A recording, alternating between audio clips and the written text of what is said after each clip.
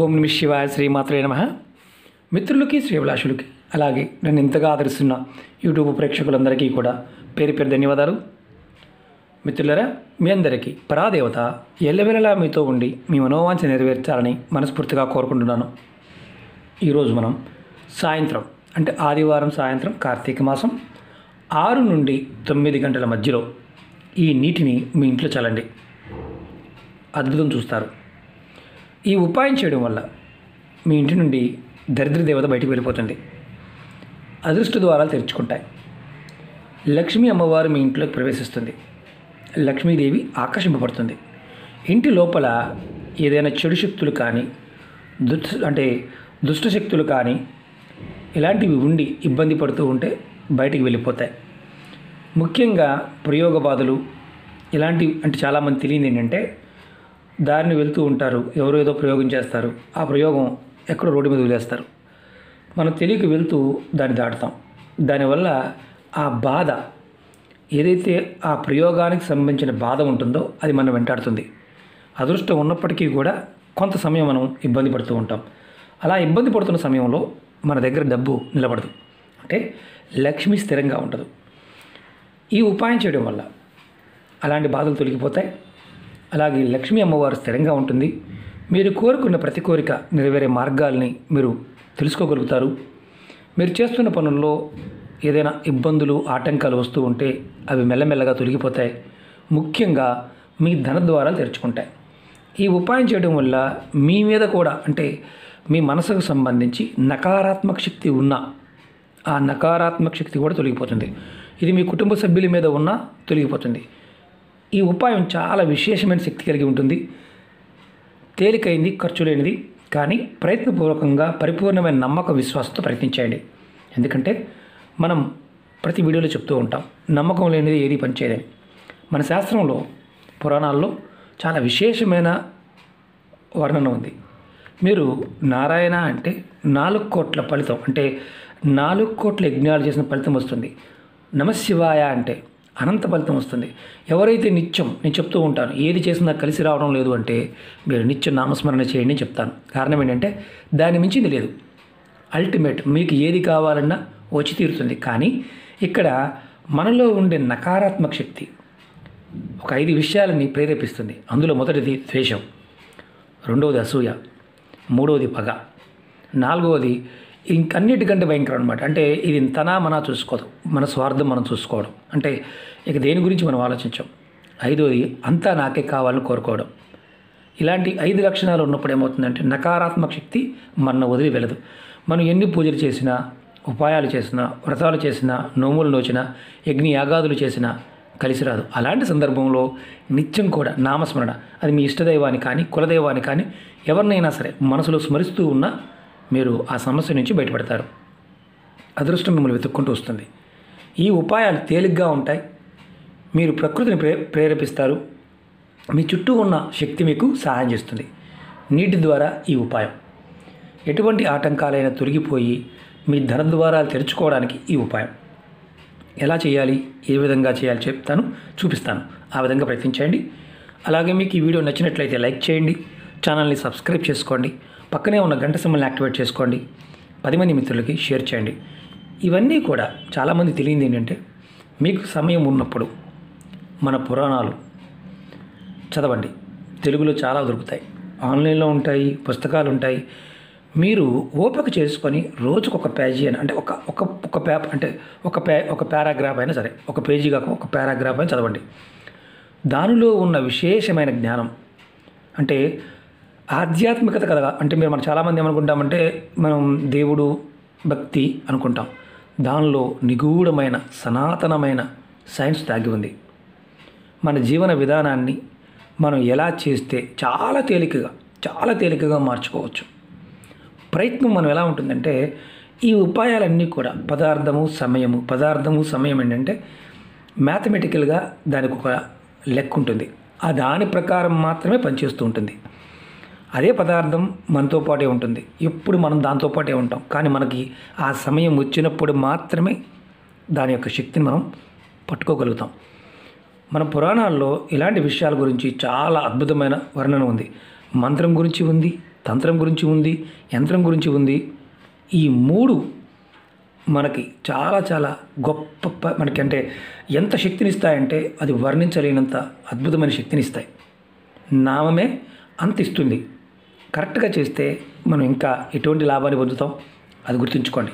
అందుకని మీ అందరికీ రికమెండ్ చేసేది ఏంటంటే, మీరు ఎప్పుడైనా సరే మనకు ఉన్న పురాణాల్లో మీకు ఏదో ఒక పురాణాన్ని, ఒక పేజీ అయినా, ఒక పేరా అయినా సరే ప్రతిరోజు చదవండి. మీరు విశేషమైన జ్ఞానాన్ని పొందుతారు. ఆశ్చర్యంగా అనిపించవచ్చు.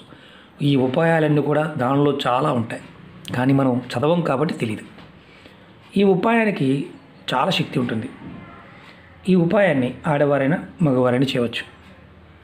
ఆడవారు నెలసరి సమయంలో మాత్రం చేయవద్దు.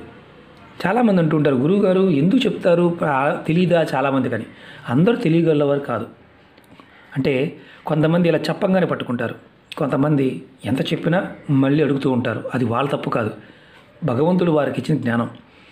రెండవది, అందరూ సమానంగానే ఆలోచిస్తారనుకోవడం పొరపాటు. కొంతమందికి త్వరగా తెలుస్తుంది, కొంతమందికి నిదానంగా అర్థమవుతుంది. మనం అది అర్థం చేసుకోవాలి.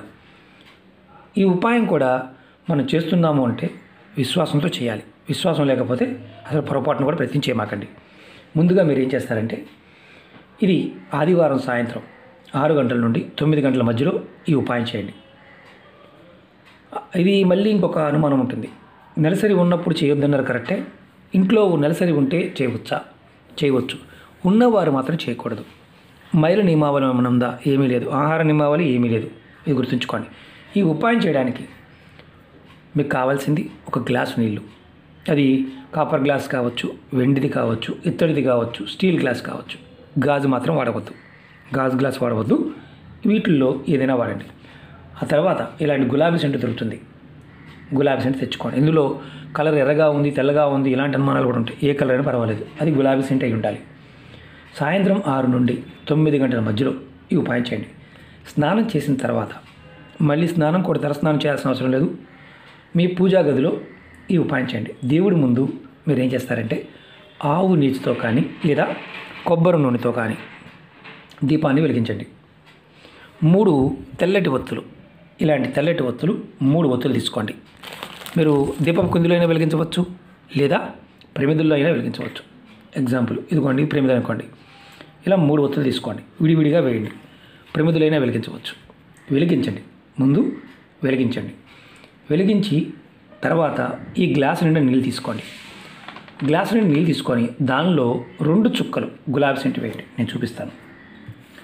మీకు అందుబాటులో గంగాజలం ఉంటే దీనిలో ఆ నీటిలో కొద్దిగా గంగాజలం కలపండి. కొద్దిగా, ఎక్కువ కూడా అవసరం లేదు.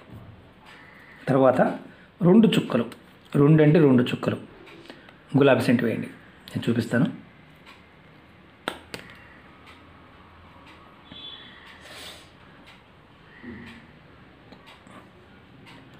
ఎక్కువ కూడా అవసరం లేదు, 2 చుక్కలు చాలు. కనిపిస్తుంది కదా మీకు, నీళ్ళలో తేలుతూ ఉంది. గులాబీ సెంటు వేయండి. వేసిన తర్వాత మీరు ఈ గ్లాస్ని మీ కుడి చేయి అనుకోండి. ఇది ఉంగరపు వేలు. ఈ ఉంగరపు వేలు పెట్టి ఈ గ్లాసు లోపల, నీళ్ళ లోపల ఇలా మీ ఉంగరపు వేలు పెట్టండి. మీ కుడి చేయి, ఆడవారైనా మగవారైనా సరే, మీ ఇష్టదైవాన్ని, మీ ఇష్టదైవ నామాన్ని, మంత్రాన్ని 1 నిమిషం సేపు తలుచుకోండి. 1 నిమిషం సేపు. ఆ మంత్రం అయిపోయిన తర్వాత, ఉదాహరణకి నాకు ఇష్టదైవం శివుడు, నా ఇష్టదైవం శివుడు అనుకోండి. ఓం నమః శివాయ అని నేను మనసులో 1 నిమిషం సేపు అనుకున్నాను. తర్వాత నాకు కులదైవం తెలుసు. మీ కులదైవం తెలియలేదు అనుకోండి. మీ కులదైవం తెలియకపోయినా మీరు మీ ఇష్టదైవాన్ని తలుచుకోండి. మరొక నిమిషం సేపు మీ కులదైవాన్ని మనసు తలుచుకోండి. మంత్రజపం అయిపోయిన తర్వాత, ఈ మంత్రజపం చేస్తున్నంతసేపు మీ ఉంగరపు వేలు ఇలా నీళ్ళలోనే ఉండాలి.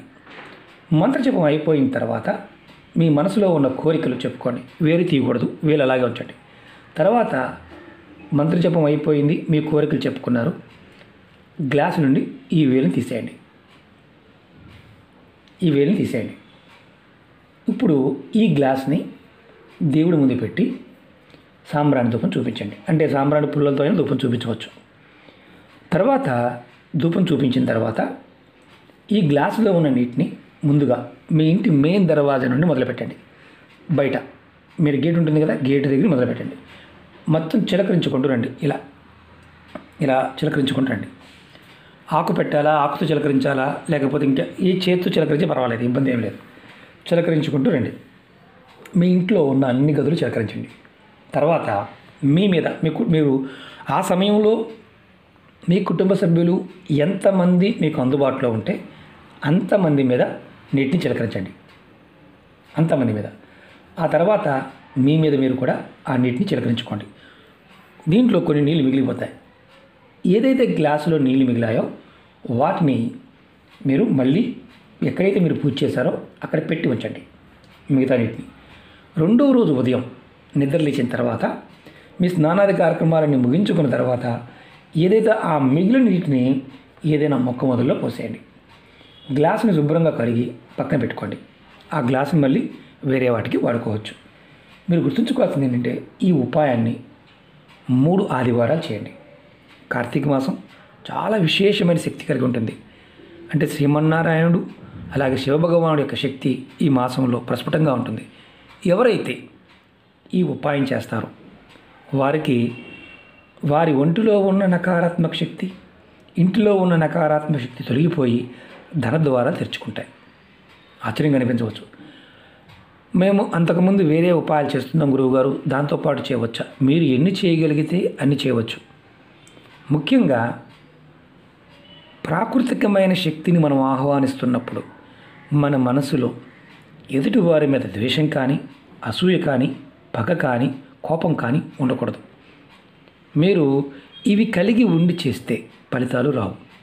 కారణం ఏంటంటే అవతలవాడి గడి నేను బాగా ఉండాలి, అవతలవాడి గడి నేను బాగా సంపాదించాలి కాదు. ముందు మీకు మీ ధన ద్వారాలు తెరుచుకుంటే, మీ మనసు మీకు అనుకూలంగా మారితే ప్రపంచంలో మీకు సాధించలేదంటూ ఏది ఉండదు. డబ్బు పాయింట్ ఆఫ్ చాలామంది అంటుంటారు, గురువుగారు మాకు డబ్బు పాయింట్ ఆఫ్ వ్యూలో ఎన్ని చేసిన రావడం లేదు. ఎక్కడ లోపం చేస్తున్నారో చెక్ చేసుకోండి. ఆ లోపాన్ని సరిచేయండి. చాలా చిన్న చిన్న లోపాలు ఉంటాయి. అది సరిచేస్తే ఖచ్చితంగా మీరు అనుకున్నది సాధించగలుగుతారు.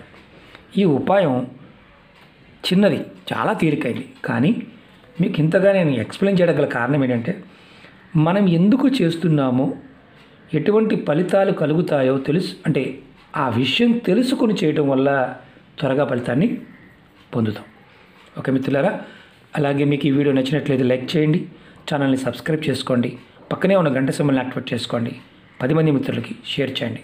ఎవరికైనా సరే ఇబ్బందికరంగాను, బోరుగాను, సోదిగాను అనిపించింది అనుకోండి, పొరపాటును కూడా చూడమాకండి. కారణం ఏంటంటే మీ మానసిక స్థితి మారినంత వరకు నా ఉపాయాలు మీకు అంతగా ఫలితాన్ని ఇవ్వవు. అందుకే చెప్తూ ఉంటాను, నమ్మి చేయండి, నమ్మకం లేకపోతే పొరపాటును కూడా చూడవద్దు అని. ఓకే మిత్రులారా, ఓం నమః శివాయ, శ్రీమాత్రే నమః.